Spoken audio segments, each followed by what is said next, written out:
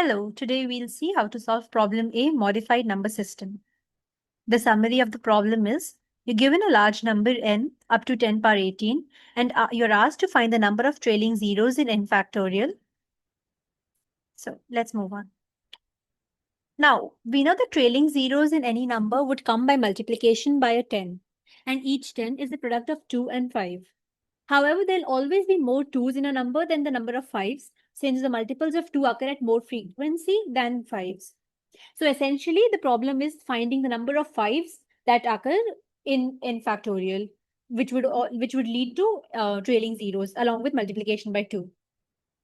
Now, to find the number of trailing zeros in n factorial, what we do is we'll find the number of 5's that occur.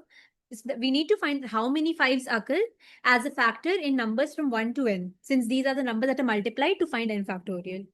To do so, we first divide n by 5, then n by 25. We take the floor of all these divisions and we continue this until the quotient becomes 0. Why? Because each multiple of 5 would contribute at least 1 5. So dividing by 5 will tell us how many multiples of 5's there are, each of which giving 5 each. Then multiple of 25 will contribute 1 extra 5, since 25 is 5 square. Multiple of 125 would give another extra 5, and so on. And hence all 5's would be counted. Now this is the code implementation of the problem. We are given a number n. We initialize the value of a variable val as 5 and the answer variable as 0. While val is less than equal to n, because after that subsequent divisions of n by val would always lead to 0. We add in n by val to our answer. N by val is the floor division, and we multiply val by 5, and we continue this loop. Finally, once we exit this loop, we print the answer. Time complexity for the solution will be O of log n, base will be 5, which is very efficient even for n equals to 10 power 18. This is problem 2 of the third intern test.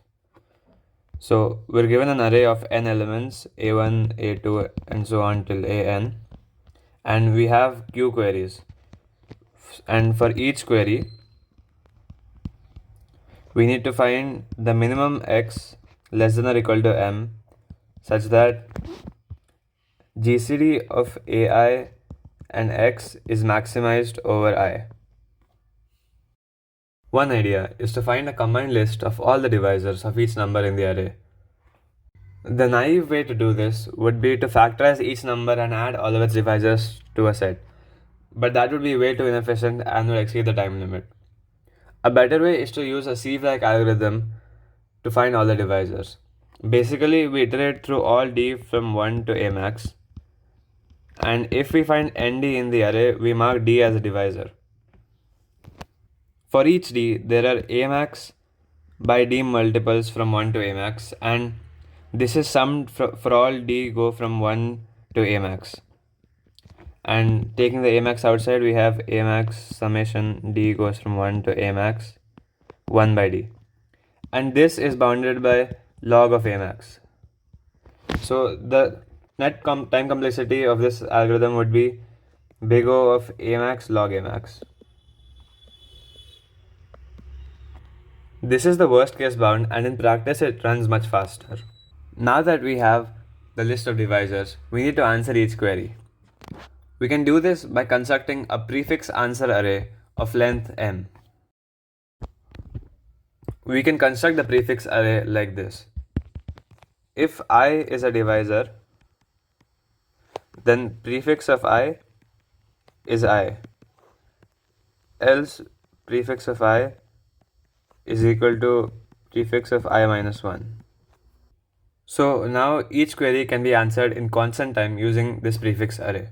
Let's look at the implementation. First, we input the array and construct a frequency array along with it. So it takes big O of n time and big O of a max space for the frequency array. Next, we construct a Boolean vector to mark each number as a divisor or not a divisor. As we discussed, this is big O of log a max times a max time and big O of A max space. Next, we construct the prefix array, which is big O of M time and space. And finally, we answer each query, which is big O of 1 times Q queries. So that's all we had for this problem. Thank you. Let's now have a look at the third question.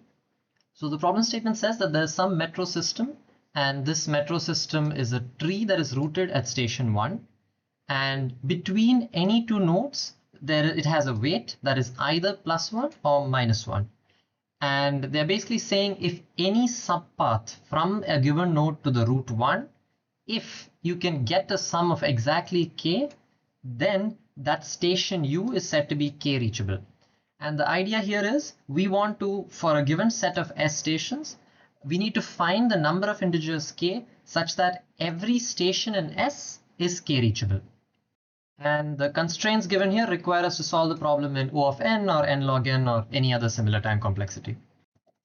And one more thing that they've mentioned here is that your subsegment that you're choosing can be empty, and thus that sum can be 0, which means that every node is 0 reachable. Now, let's assume that a node is 6 reachable. That is, from the node to the root, there is some subpath that has a sum of exactly 6. Now, remember that the weights were all +1 or -1 only, which means that if the sum of 6 is reachable and the sum of 0 is reachable, and because you only did +1 or -1, then by definition, it must be 5 reachable, 4 reachable, and all the way up to 1 reachable as well. And the same argument can be applied for the negative side as well, which means that if you just find the maximum, that is 6 in this case, and you find the minimum, which was -4 in this case, then every single value of k in between must also satisfy. So if you just find the maximum and minimum k, that is the k is nothing but the subpath sum, if you can just find the maximum minimum subpath sum for a given node, then you would have solved the problem. Okay, so now that we have kind of simplified the problem into just finding the maximum minimum, let's simplify it even further. Forget about the tree, let's just consider an array, right? And our goal here is to find the maximum subarray sum of this array. Now, if you haven't already solved this problem, you can pause and try to solve this. This is a much simpler question than the original question, and I'd encourage you to try and solve it once. Okay, so now that you've tried it yourself, I'll show you how to do it. So what we'll do is we will not only maintain the maximum subarray sum of the whole array, we will also do it at every single stage. So we'll kind of treat it like a DP problem. And we'll not only maintain the maximum subarray sum of the whole array up to that point, but also assume that you have a subarray that ends at the current element. If that didn't make sense, I'll go through it step by step. So let's start from just looking at the first element. So we'll not consider anything here. And if you just consider the first element, well, the maximum subarray ending here is just 1, and this is also 1, quite obviously. Now, when you add the next element, you can either merge both of these subarrays together, as in you can merge both elements together to form a new subarray, or you could just consider this, right? If I merge it, I'll get 2, right? So it makes sense that the maximum ending here will be 2, and because of that, we'll update our final answer is 2 as well. Now consider this -1. If I want to find the maximum subarray sum that consists of this element and ends here, now I could either just consider this, which would give you -1, or I could club it with our previous answer. Our previous answer was 2. So clearly 2 plus -1, which is 1, is greater than just including -1. So this answer will be 1. But our final answer, that is the actual maximum subarray sum, that does not necessarily end at the current element, will stay 2 because that is our global 2 maximum. Now again, I'm adding this -1. So if I just consider this, then it's -1. If I club it with the previous, that's 0. So we'll take the 0 and this will stay 2. Now again, this will be -1, this will stay 2. Now here, if I club it with the previous one, it becomes -2. But if I just keep it for itself, it's -1. So this will stay -1 and this will stay 2. Again, if I club, it'll become 0. I think you're kind of getting the point now. So I'll just quickly go through this. So 1, 2. If I include this, that becomes 2. So then this will stay 2. This will be 1, 2. This will be 2, 2. This will be 3, 2. This will be 3, 3. We finally found a better answer. And 4, 4. So this is a standard approach to this problem that can be solved in O of n. And I avoided the O of n square by basically storing this, because normally if I were to consider this extra element, right? Like let's say I'm considering this element, then I have to assume, okay, what if it started here and ended here? What if it started here and ended here? And because you do it for every single loop, that becomes O of n square. But if I just store this maximum ending here thing, then I can just update it based on the previous one, right? So if you look at the DP formula, it looks something like this, where the max ending here, I mean, this is the exact same thing that I just did. And if you still don't understand, you can just try and pause and reason why this works out for yourself. Okay, so great, you have solved this. And I assume you can understand that for minimum, we will just replace this with, I mean, it can be trivially done. But how will we apply this to the tree case, right? For the tree case, instead of doing this I minus 1, where we are looking at the previous element in the array, we will have to look at the parent node. So what you will do is you will either do a BFS or a DFS, it really doesn't matter. And what you'll do is for every single DP iteration, instead of looking at I minus 1, you will look at the parent node. So it looks something like this. So I'll show you the code. Let's go through the code. So this is just taking input, and then we are going to create our DP arrays. Now remember, for this, we were just finding maximum. We needed to maintain 2 arrays. So for minimum, you'll obviously have 2 more. So this will give you a total of 4 arrays. And I'm just doing a regular DFS. And here what I'll do is, for processing the min, it's the exact same formula, but instead of doing that I and I minus 1, I'm doing the child and the parent. And it's the exact same thing. And because in a tree kind of structure, there are no cycles, you'll never run into any issues as well. So now for every single node, we have the minimum k and we have the maximum k, and we know that every single k in between will also satisfy. So we kind of have like a range for every single node. Now, remember what the question was asking for. It said that there were a given set of S stations, and we need to find how many total integers k exist, such that every station in S is k reachable, which means that we have all these ranges, right? For every single node, we had a range. We need to find the intersection of all these ranges. Now, this can be trivially achieved, obviously. So this can be done by just maintaining 2 pointers, one for your leftmost and rightmost available values of k. And as you loop through the nodes one by one, you will change these pointers to find the intersection that you want to find that satisfies all of them. Note that because 0 is always going to be present, you never need to worry about the case where they run over or there's no answer available. So you just need to maintain 2 pointers, and as you loop through your nodes, just increment them, and in the end, you can just print out your answer. So now that you've seen the solution, I think it's quite easy to comment on the time complexity. All we did was one simple DFS, and that intersection method using our 2 pointers is also clearly O of n, which solves our problem in O of n. Okay, let us now discuss problem D, metro planning hard version. So here, it's a continuation from the previous question. The definition of k-reachable is the same as before. A station U is said to be k-reachable from the route if there is a subsegment, possibly empty, of the path between itself and the route, such that by traveling along it, exactly k rupees can be earned, right? So it's the same definition as the previous. And the difference in this question is that now for each query we are given a positive number x, and then we need to answer the number of pairs of the type k comma s, such that s is a set containing exactly x stations of same reachability k, right? So what we do here from the previous question is we carry out the DFS as suggested in the previous question. Find the for each node we find the minimum k and the maximum k, such that that station or node is k reachable. So say them they are left and right. Cool. For each node we find in the left and right. And now we need to, in this question we need to answer types of queries of type ks, where for each k we need to find the number of sets subsets s having exactly x elements, and the reachability is k, right? So basically what we need to get is for each k we need to find the number of nodes which are k reachable, right? So basically we use a map which maps an integer to integer, and what it stores is for each k value it stores count, which basically is the number of stations which are k-reachable from k-reachable. Okay, now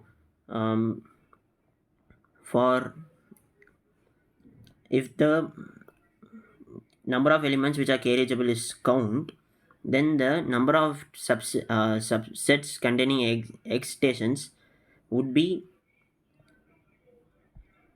count cx, count choose x, yeah, this is the number of subsets having exactly x elements from a set having count elements, right? So this is the number which we require, and for each query x, we iterate over all k values possible, and then find this value for each k, and then add it to our answer for that query, right? So to optimize the solution, we can find the number of elements, we can find the number of combinations from 0 to n plus 1, right? Basically find kcj for k 0 to n plus 1. We pre-compute this basically so as to optimize, get the this constant time for each query. So this can be done in order of n square iterations. So basically let me explain this with the code. Okay, so we store a map called count. All right, we store a map called count.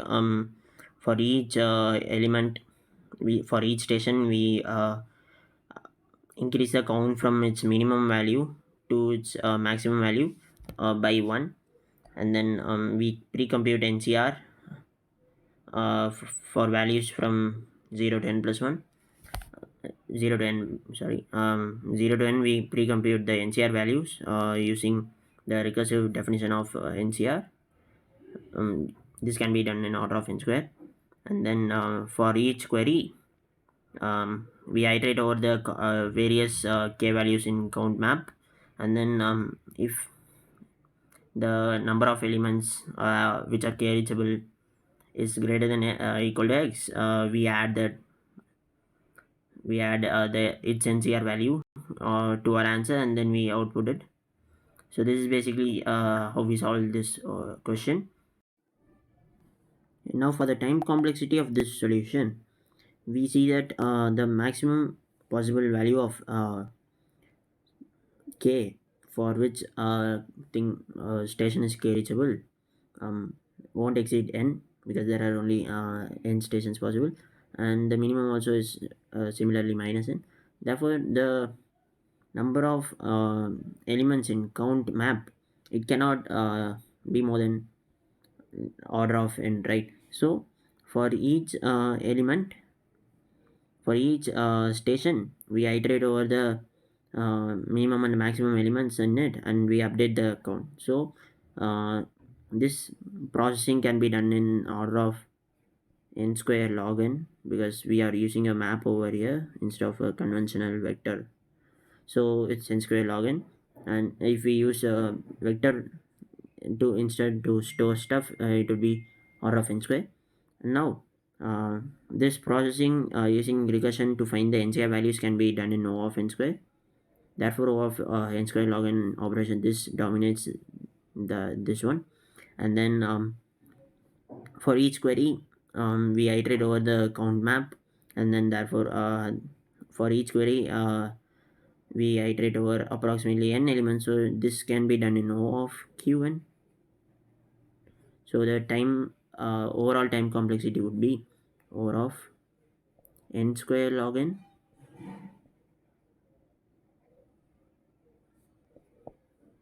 plus n cube,